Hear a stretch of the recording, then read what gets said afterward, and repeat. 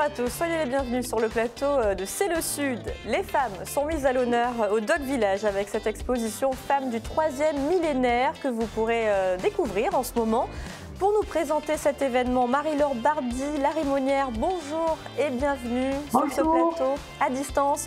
Vous êtes présidente de l'association Art Marseille qui porte donc cette belle expo dont vous nous parlerez dans une poignée de secondes.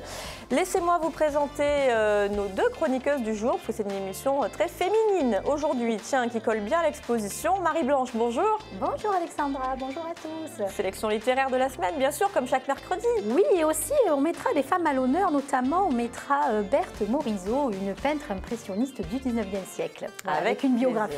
Bon, voilà, très bien. Et puis on a besoin de s'aérer les week-ends, justement, quand on a du temps libre.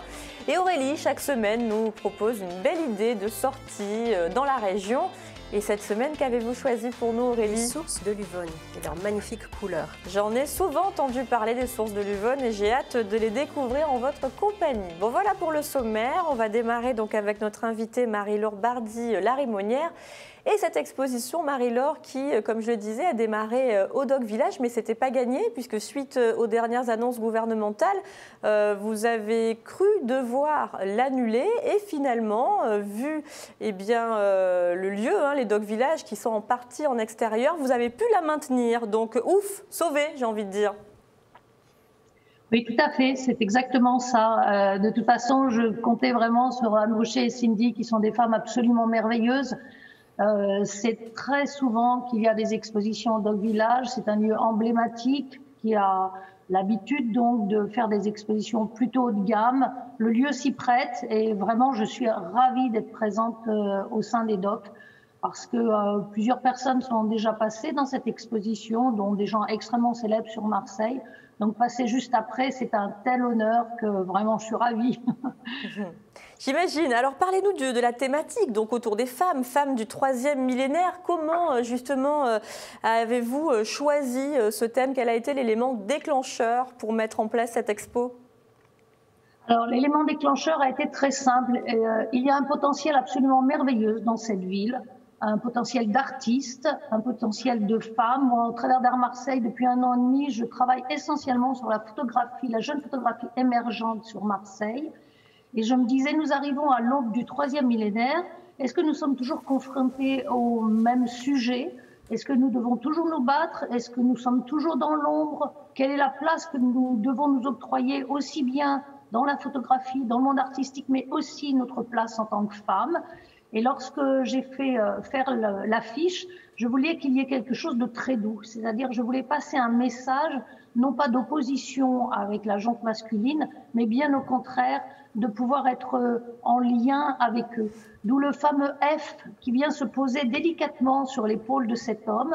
J'ai pensé à Zénobie, reine de Palmyre, qui, en fin de compte, a dit que derrière chaque grande femme, il y avait un grand homme.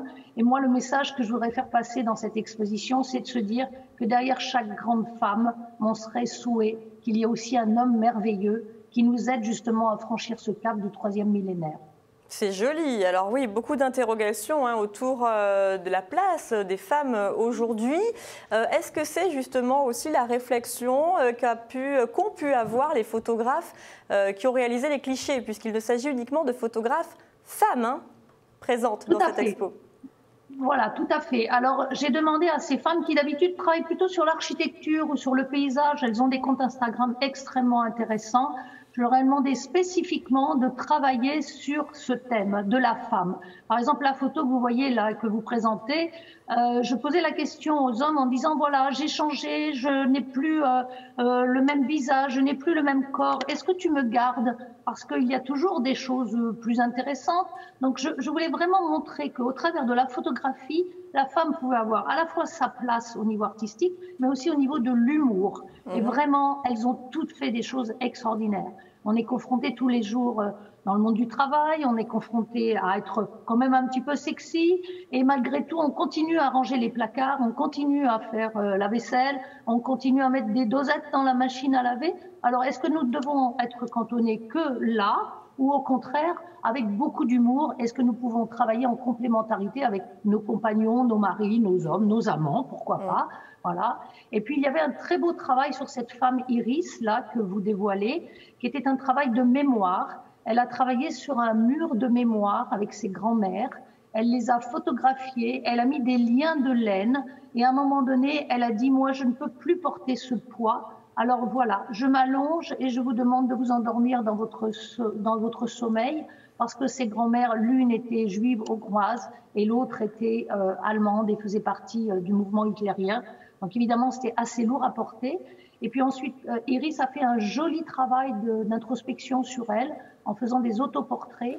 Et elle montre qu'on peut être des femmes multiples, c'est-à-dire on peut être à la fois sexy, jolie, mais quand même dans le monde actuel, faire partie des entreprises, être dans l'économie, être dans la photographie. J'ai beaucoup insisté sur le monde de la photographie parce que depuis le début de la photographie, les femmes ont toujours travaillé dans l'ombre. Alors on parle toujours des femmes américaines, on parle toujours des femmes internationales, et je trouvais qu'il fallait mettre en valeur à Marseille des femmes marseillaises qui étaient en capacité de montrer aussi que la photographie a sa place à part entière justement dans une très belle expo. Et on a pris comme lien, bien 8 mars, comme en quelque sorte une espèce de montée en puissance, de montée pour leur travail, de montrer aussi tout ce qui se passe au travers de la photographie marseillaise. La ville s'y prête. Alors les femmes sont multiples, hein, vous venez de le souligner, bien évidemment Marie-Laure Bardila-Morinière. J'aimerais savoir ce qu'en pensent mes copines de plateau aujourd'hui. C'est vrai qu'elles le disaient, si justement on assume pas mal de rôles, pas mal de tâches hein, tout au long de notre vie, un rôle de maman souvent, mais en plus les femmes travaillent bien évidemment, assument aussi notre rôle auprès de leurs conjoints et aussi du foyer. Qu'est-ce que ça vous inspire tout ça? Quelle est la femme du troisième millénaire justement pour vous, Marie-Blanche? Ben justement, moi je trouve qu'elle a une vision très juste. Hein. On peut être très féminine, on peut garder notre part de féminité, notre coquetterie, tout en assumant les tâches quotidiennes évidemment, en partageant avec son conjoint aussi, parce que ça se fait de plus en plus, et puis tout en ayant une vie professionnelle épanouie. Trépidante presque. Trépidante, hein, tout à fait. Aurélie? Oui, moi j'ai l'impression qu'on garde ce rôle d'Amazone, de boulimique de la vie à plein de niveaux, personnel, professionnel, créatif, ludique. Je trouve que c'est un rôle qui nous va bien, qu'on aime bien.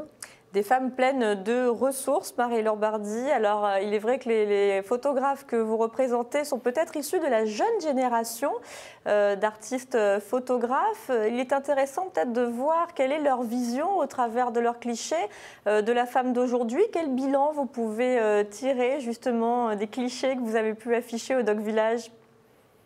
Alors, en fin de compte, c'était assez mignon parce que j'ai trouvé que lorsqu'on a parlé de la journée du 8 mars, il y a eu une immense solidarité. Toutes les femmes sont venues avec nous, y compris 2 grands chefs qui souffrent comme nous dans le monde artistique. Enfin, 3 à vrai dire, puisqu'il y a Marie-Jo Ordener qui a en fin de compte sorti l'étape de la Criée et puis celle de la Friche Belle de Mai. Il y a Vanessa Robuchy qui a été quand même très célèbre en passant par Top Chef et qui était un chef à part entière, qui a été entre les mains fines de Lionel Lévy. Et puis, il y a aussi Mama Spice, qui est Vanessa de Vaki, et qui, en fin de compte, a aussi, au travers de son parcours très, très lourd, puisqu'elle vient d'Inde, elle a subi des choses absolument terribles. Et à notre époque, on se demande si c'est encore possible. Et elle a décidé d'utiliser les herbes de Provence et de les mélanger à des épices indiennes. Et ça donne quelque chose d'absolument fabuleux au niveau du palais. Je vous encourage vivement à aller goûter ces plats dès que ce sera possible. Et au travers de la photographie, bien moi, ce qui me plaisait, c'est de voir que tous les hommes qui sont venus, et je vous assure, on a déjà eu plus de 200 personnes qui sont venues, de voir qu'ils ont tous apprécié, tout le monde a bien compris la complémentarité, l'utilité d'être ensemble, de continuer à aborder ce troisième millénaire en donnant leur place réelle aux femmes. Julie, là, que vous montrez, a fait un très beau travail en disant, voilà, moi, je veux bien être sexy, d'accord, si ça te fait plaisir, mais pourquoi pas, je veux bien mettre des barésilles, des talons, mais je ne suis pas que ça, je ne suis pas là que pour vendre des voitures ou pour vendre des choses. Je suis aussi là pour m'exprimer en tant que femme et avoir ma place entière. Et d'ailleurs, dans l'affiche, je n'ai pas dit la place que l'homme devrait octroyer, mais la place que les femmes devraient s'octroyer. Et je pense qu'elles font vraiment. Et nous avons cette chance à Marseille, c'est d'avoir cette ouverture d'esprit, d'accueillir beaucoup de monde, d'être à la hauteur par rapport à notre lumière. Enfin, c'est vraiment une ville pour laquelle j'ai un amour profond. Et je trouvais que d'associer ces belles femmes, d'associer la photographie, d'associer les Dog Village quand même, parce que sans eux, on n'aurait pu rien faire, et d'associer la photographie avec ces jeunes photographes émergentes, je trouvais que c'était une complémentarité dans tous les sens du terme. Je n'ai que des retours positifs. Une exposition à découvrir, donc jusqu'au 23 mars au Dog Village. Elle se trouve où dans les Dog Village, cette expo ? Lorsque vous rentrez place de la Joliette, c'est la première cellule qui est sur votre gauche. Donc pas de ce côté-là, à l'inverse, voilà, sur la place de la Joliette. Et la première cellule lorsque vous rentrez, c'est la cellule 7 si vous cherchez. D'accord.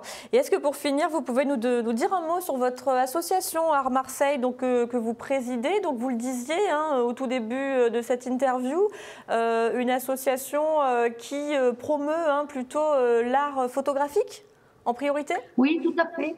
Alors généralement, je passe à peu près 1 ou 2 ans à observer le travail des jeunes femmes. Moi, ce n'est pas ma génération, le compte Instagram, mais je m'y suis mis parce qu'on ne peut pas faire autrement. Néanmoins, je regarde quand même le travail, je leur demande de faire des planches contact, je les suis longtemps, très longtemps.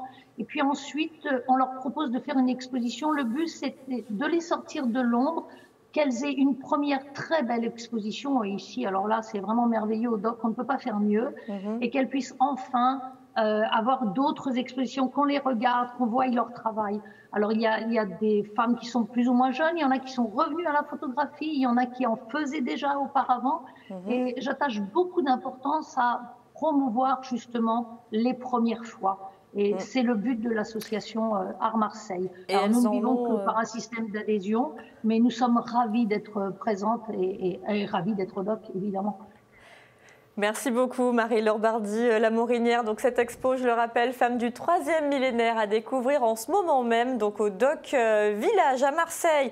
Restez avec nous, on va parler de femmes encore en littérature avec Marie-Blanche Cordoue et sa sélection de la semaine. Marie-Blanche. Oui, et justement, c'est le cas de le dire, on peut être aussi écrivaine et en même temps mère de famille et en même temps reconnue. Et c'est le cas dans ces auteurs, 2 femmes aujourd'hui puis un homme. Alors aujourd'hui, on commence par la valse des éphémères de Virginie Lloyd, qui est en auto-édition. Et je lance un appel parce que c'est une auteure qui mérite d'être éditée par voire une grande maison d'édition. Voilà, tellement le livre est magnifique. Alors on est ce sont 2 romans historiques que je vous présente aujourd'hui. On est dans le début du XXe siècle. On va suivre l'histoire de 2 enfants qui sont dans la région parisienne, qui sont des enfants malheureusement, on va dire, dans la précarité. Il y a beaucoup d'enfants qui sont abandonnés, qui sont livrés à eux-mêmes, d'enfants de prostituées dans les rues de Paris. À cette époque-là, il faut savoir que c'est basé sur des faits réels. Et puis, il y a des fois des rafles de la police qui récupèrent ces enfants et les mettent dans des prisons d'enfants. Voilà. Et donc, cette histoire, elle tourne autour de ça, de ce qu'on ne sait pas, on ignore. Et donc, on va suivre l'évolution de 2 personnages, Elliot, le fils d'un cocher, et Gabrielle, la fille d'une prostituée qui ont 12 ans, et qui vont se lier d'amitié avec un personnage fabuleux qui est Alexander Clayton, qui est un entomologiste qui se rapproche de notre entomologiste Jean-Henri Fabre, notre fameux entomologiste poète provençal, qui lui ressemble énormément, dont elle s'est beaucoup inspirée. Voilà. Et donc, il va rencontrer ses enfants et les aider à traverser des périodes difficiles. Et il y a une intrigue. Donc, on commence le livre avec une intrigue de 2019. C'est Christophe, un homme qui veut enterrer son chien. Au moment où il va pour creuser... il y a 2 périodes comme ça qui se juxtaposent. Tout à fait, ça fait penser au Guillaume Musso, finalement. Oui, c'est Musso, non, qui fait ça beaucoup. Un peu dans ce sens-là, oui. Et donc, Bussy, je ne sais plus, un des 2, bref. Et donc, oui, et on part sur une énigme comme ça, donc, où donc cet homme va pour creuser, il découvre un cercueil et à côté un adulte enterré à même la terre. Et à côté, une boîte noire dans laquelle il y a un carnet qui va raconter l'histoire de ces 3 personnages, Alexander, Elliot. Donc on plonge comme ça dans le temps pour et on revient donc au début du XXe siècle. Enfants. Et c'est fabuleux, une plume fantastique, une intrigue merveilleuse, la valse des éphémères. Allez sur le site de Virginie Lloyd, ça vaut le coup, c'est son 3e livre et elle est très prometteuse, vraiment très beau livre. Très bien, c'est noté. Super. Alors justement, on parlait des femmes, hein, oui. eh bien, on va en mettre une à l'honneur. Mademoiselle Berthe de Samantha Nobilo aux éditions La Trace. Alors qui est Mademoiselle Berthe? Il s'agit de Berthe Morisot. Et oui, vous l'avez dit tout à l'heure. Qui est une peintre impressionniste du milieu du 19e siècle et qui a été reconnue par ses pairs. Alors c'est quand même assez une révolution parce qu'à l'époque, dans ce milieu d'hommes, hein, comme on est en pleine période de Renoir, Degas, Manet, difficile de s'imposer. Courbet, voilà, c'est très difficile de s'imposer. Eh bien, cette jeune femme s'est imposée par son talent, hein, et elle a été reconnue. Alors, elle commence comment? Elle est issue de la haute bourgeoisie parisienne. Elle peint avec sa sœur au Louvre. À l'époque, vous savez, les peintres allaient au Louvre et faisaient des copies. Ils posaient leurs chevalets. Voilà, ils posaient leurs chevalets, ils copiaient les grands maîtres, tout à fait. Et puis, elle va rencontrer Manet, hein, et toute l'équipe des impressionnistes qui vont s'opposer à ce fameux mouvement du réalisme. Ça va créer une révolution où ils vont faire des tableaux un peu plus, on va dire, avec plus de lumière. On voit les touches de pinceau, et puis ils vont peindre des moments de vie dans la nature, hein, puisqu'on les voit dans les déjeuners. Alors là, ce qu'on voit, c'est le fameux tableau qui a rendu célèbre Berthe Morisot, qui s'appelle Le Berceau, où elle peint sa sœur Edma, qui est penchée sur son enfant. Voilà, donc c'est une bio. Oui, le livre. Oui. Ah, oui, Alors, c'est une bio. C'est romancé un petit peu. C'est romancé, tout à fait. Et ce qui est agréable, c'est qu'en fait, l'écrivaine Samantha Nobilo s'est mise dans la peau de Berthe Morisot. C'est elle qui raconte. Elle parle à la première personne. Ah, c'est merveilleux. On est vraiment dans l'ambiance. Intéressant. Et là, vous voyez donc le tableau de Manet qui s'appelle Le Balcon, où on voit Berthe Morisot qui a posé, qui est tout à gauche. Ah, d'accord. Voilà. Il faut savoir aussi que les peintres posaient les uns pour les autres à l'époque. Voilà. Donc des fois, on retrouve des peintres sur des tableaux de contemporains. Et donc, cette peintre a épousé le petit frère de Édouard Manet. Donc, elle a vécu avec Eugène Manet toute sa vie. Voilà. Et donc, on nous raconte aussi une merveilleuse histoire d'amour sous une époque avec plein de peintres. Ça donne vraiment envie d'aller chercher les tableaux, de voir les tableaux, tout ça. Après, de se documenter un petit peu sur le contexte. Très bien raconté. Culturel. Encore une fois, une très jolie plume, hein, Samantha Nobilo. Et on raconte un peu la progression de son art, sa position. Vous savez, au départ, les impressionnistes ont été boycottés. Hein. Ils ont créé le salon des refusés, on appelait ça, parce que tout le monde disait mais qu'est-ce que c'est que cette peinture? Ils ont créé les nus, mais pas forcément des nus qui étaient des dieux. Donc ça a choqué toute la population. Hein. On connaît bien l'origine du monde de Courbet qui a fait un tollé. Il y en a eu d'autres. Il y a eu Olympia de Manet qui a aussi créé la polémique. Voilà. Donc toute cette histoire-là, on le suit, on évolue avec ces personnages et en suivant l'évolution d'une femme. Passionnant. Ah, passionnant. Et dernier livre, alors c'est un homme, c'est ça que vous nous Alors, mais un homme, mais une pépite. Je me suis régalée. C'est un jeune auteur parisien, Florent Oiseau, c'est son troisième. Inspiré par Claude François, non, je plaisante. C'est vrai que c'est la période des Magnolias en ce moment. Hein, et pourquoi pas? Ils sont en fleurs. Les Magnolias, écoutez, il a eu le prix Orange. Donc lui, c'est son premier livre a eu le prix en 2018 ou 2019 du livre le plus drôle de l'année. Ouais. Celui-là, c'est une fraîcheur. J'ai ri aux éclats de rire. On a besoin de ça. Ah, mais écoutez. Oui, parce que la couverture, on n'a pas l'impression que c'était un livre très drôle, mais donc du coup, la surprise est à l'intérieur. Voilà, alors la surprise est à l'intérieur. C'est l'histoire de Alain, un loser très attachant, qui se revendique à un grand acteur, mais qui n'a joué que le rôle d'un cadavre dans un film pour l'instant dans sa vie. Il a son agent Rico, qui est aussi paumé que lui. Et voilà ce qu'il fait. Il se rend tous les dimanches voir sa grand-mère au Magnolia, qui est une maison de retraite. Ok. Voilà. Et il discute avec elle et il se rend compte que cette vieille femme, elle en a assez de la vie, elle a envie de mourir. Donc, il se recueille quelques jours en Dordogne dans leur maison familiale et là, il trouve un carnet où il y a des révélations sur cette grand-mère.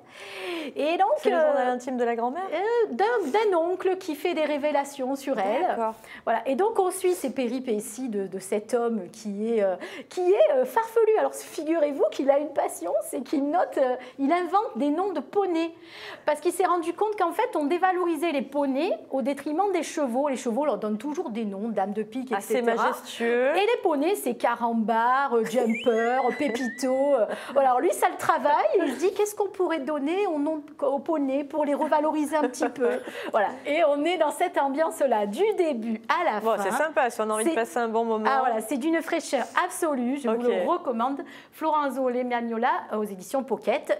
Et ça, c'est la poche, mais sinon, à la réédition. Très Voilà. bien, donc un livre à emmener justement hop, aux sources de l'Yonne avec Aurélie pour oui, c'est passer ça, un bon c'est moment une- parce que quand on se balade, on a envie aussi de poser sa petite fouta, sa petite serviette et de lire un petit peu au soleil quelques minutes. C'est ça, bien d'avoir aussi. une bouffée de fraîcheur. Hein, ça me tente bien ce livre. Ouais, bon, bah, Oui. vous l'apporterez la prochaine fois lors de Voilà. votre prochaine balade. Exactement. Mais là, Alors. ce que je vous propose, c'est de prendre la voiture, rouler pendant une quarantaine de minutes vers Nance-les-Pins, exactement. Très joli pour village. Partir. Oui, très mignon, avec de belles surprises, des restaurants Bon, en ce moment, Orient antillais, mais qui servent, qui font, ils font de la vente à emporter. Ok, Ouais, bah, ouais. c'est bien ça. On peut Quelque prendre chose- justement quelque chose pour Oui. avant de partir en balade. Il faudra le garder au chaud parce que la balade, elle est longue. Ouais.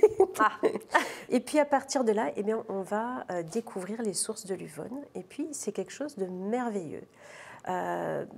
Une couleur d'eau absolument incroyable, mais il faut y arriver. Ouais. Alors c'est quand même une randonnée qui prend bien 4 heures, hein, aller-retour. D'accord, quand même. Ouais. Mais pas beaucoup de dénivelé. C'est Donc, praticable, hein, donc c'est tout accessible à fait tous. praticable, Ouais. de très très beaux paysages. Hein. On commence par il y a des champs d'oliviers, des forêts, et puis on arrive donc à cette rivière et en la remontant, on va arriver à des vasques qui moi m'ont fait penser à un site turc qui s'appelle Pamukkale. Oui, je connais. Alors on n'a pas Magnifique. le blanc hein, On n'a pas le ces, blanc du calcaire, turc. mais on a un petit peu, comme vous voyez là, cette espèce de géographie qui est vraiment c'est intéressante. très beau. Ouais. Et ça crée un climat, mais je vous promets, absolument apaisant. On a l'impression de rentrer dans un film de John Boorman, tu sais, La forêt d'Emeraude, Ouais. où tu as vraiment des feuilles. Bon, elles s'en viennent, les feuilles, elles ne sont pas encore là, mais on a de la mousse, on a des feuilles, on a des fougères vertes, et on a cette couleur absolument incroyable d'eau, Oui. d'une clarté. C'est vrai que c'est un bleu, un vert émeraude presque. Ah, mais un peu, hein. incroyable, incroyable. Alors, si on a en plus ça, la chance d'avoir le soleil qui tape à un bon moment, Ouais. on a vraiment des reflets incroyables. Et c'est une balade que les familles font, parce que les enfants adorent aller là, qui est facile à faire. Elle est longue. Il faut savoir que voilà, il faut, Donc 2 heures aller. vouloir marcher facilement, oui. On traverse Les poneys. des champs. Ah, les fameux Les poneys qu'on peut rebaptiser au passage pour occuper les enfants. Donc d'un côté, on se perd dans la forêt, et puis au retour, parce qu'on va se faire une petite boucle, on ne va pas revenir sur nos pas, Ouais. on revient par un chemin un peu plus goudronné, et on revient à son point de départ. Et est-ce qu'il y a des cascades à un moment donné ou non, c'est uniquement ces Non, vasques dont oui, vous c'est parliez, plutôt là. voilà, c'est D'accord. toutes petites chutes de rien du tout. Voilà, ça glisse d'un endroit à l'autre. Randonnée au fil de l'eau, mais Oui. toujours avec ce type-là de Oui, paysage, hein, oui. ce qu'on voit en image. Et alors, elles sont assez protégées parce que en fait, les gens venant ont pas mal abîmé les bords. Ah. Donc, contre ces chutes, on a un fil pour pas endommager le paysage, mais qui nous empêche de trop nous approcher. Donc quand en même. plein été, il est interdit de s'y baigner, alors j'imagine. Oui, absolument, D'accord. pour essayer de protéger un peu D'accord. l'environnement. Ouais, Mais ouais. on a plein d'endroits à côté où on peut se poser juste pour se reposer, pique-niquer, Ah, c'est magnifique. profiter. C'est vraiment très agréable. Et en ce moment, ça vaut le coup parce qu'il n'y a personne. Il n'y a personne. Et est-ce qu'il n'y a pas un point un peu plus proche, justement, pour ceux qui n'auraient pas envie de marcher 4 heures aller-retour? Aurélie, on est obligé de partir de Nance-les-Pins. Il n'y a pas un village intermédiaire? Non, vraiment. Alors, non, vraiment, voilà. On traverse le petit village, on arrive à la chapelle des Pénitents Blancs et on a le choix. Soit on part à gauche, soit on part à droite. Droite, on commence par la forêt. Ouais. Donc, on est vraiment totalement immergé. Après, il faut faire bien attention de ne pas rater les petits sentiers, sinon on peut se perdre. Bon, rien de grave, hein, mais Ouais. ça rajoute du temps. Oui, voilà, ça rallonge un Et petit on peu. va revient s'en par passer. un chemin qui est plus une avenue, hein, d'abord de terre, puis ensuite de goudron, et on passe à côté de ces champs où on a vu les chevaux, on a Avec de les grandes chevaux et tout maisons, ça, on ouais. peut se poser Et on facilement. revient à la chapelle. Vous connaissiez Marie-Blanche, ce Pas lieu? du tout, et je découvre c'est Dans le magnifique massif photo. de la Sainte-Baume, ça vaut vraiment le coup. Ouais. Et Ouais, notre ouais, ouais. invitée, Marie-Laure Bardy, la Morinière, qui est encore avec nous, est-ce que vous connaissez ce joli lieu des sources de l'Yonne? Alors non, je ne connais pas ce joli lieu, mais vous venez de me donner une idée absolument formidable. Je pense que je vais aller faire un reportage photo. Mais c'est ce que j'allais Euh, dire, ouais, c'est très photogénique Voilà. comme Et pour endroit. vous remercier, si vous me le permettez, je vais aussi mettre les 3 livres ce matin et ce joli détour que vous nous offrez sur le site Art Marseille pour inciter les gens justement à acheter les livres, à les lire et d'aller visiter cet endroit magnifique. C'est une belle initiative. Bravo, Merci oui. à vous voilà, pour promouvoir les auteurs de Marie-Blanche et cette beaucoup. idée de balade d'Aurélie qui, Rafraîchissante. effectivement, oui, pour vous qui êtes photographe, ça serait une belle idée. Quelle est la meilleure période, vous pensez, Aurélie, pour visiter ce site? Alors, maintenant ou peut-être un petit peu plus au printemps, oui, moi, quand on cherche j'attendrais- un peu de fraîcheur? Pas tant pour la fraîcheur, mais pour qu'il y ait un peu plus de feuilles aux arbres. Plus de Parce couleurs. que je pense que ça donnerait encore une ambiance plus touffue, plus merveilleuse, Ouais. je crois encore qu'aujourd'hui. D'accord, aux intersaisons peut-être, Oui. automne et printemps, pour Oui. que ce soit un peu verdoyant. Ou Oui, alors puis avec pour les jolies profiter feuilles d'une d'automne. lumière un peu ambrée aussi et pas brute, je pense que c'est bien. Et on évite les foules surtout. Donc, Bon, merci en tout cas pour ces belles idées. Merci à notre invitée d'avoir été avec nous, Marie-Laure Bardy-Lamorinière. Je rappelle que cette exposition Femmes du 3e millénaire est visible donc au Doc Village jusqu'au 23 mars. Merci beaucoup pour nous avoir fait visiter en avant-première cette expo. Merci Marie-Blanche, merci Aurélie, merci à vous de nous avoir suivis. On se retrouve demain avec une bande dessinée qui revient sur une épidémie qui a causé beaucoup de dégâts à Marseille. Il s'agit de la peste en 1720. Les astuces de Catherine Fructus et les bons plans de Marianne Morisot. C'est pas la même que Berthe, mais voilà, ça s'écrit pas pareil en plus. Alors on vous embrasse et on vous dit à demain. Ciao, ciao, portez-vous bien.